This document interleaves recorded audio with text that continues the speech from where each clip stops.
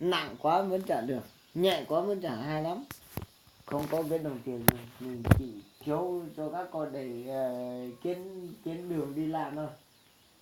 Nhưng mà mình cũng tiếc lắm, tại sao mình làm như thế thì phải dù sao các cháu phải chăm lo về cho bố mẹ.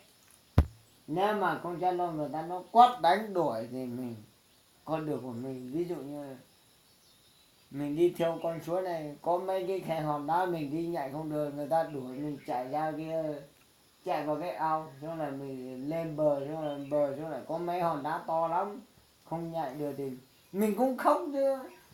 Mình là con người già già không đi nổi mình cũng khóc mà. Nếu mà người ta đuổi mình lên, người ta ví dụ như anh nói lúc mình có tiền người ta yêu thích mình, các con cháu người ta thích mình mà. Nhưng mà lúc mình hết tiền, các vật nuôi người ta bắt đi hết rồi, thì mình ở chú liều cao cao ở trên đồi, người ta bảo ui giời hai thằng này già bận quá, tao đuổi trên núi để nuôi gà, nuôi gà đuổi bò hoặc là đuổi dê. Thế đuổi mình lên đồi, một năm còn chưa thấy một con suối thế nào, nước uống còn đi vắt rồi, gần chết đến nơi còn chưa thấy suối đầu nguồn nữa.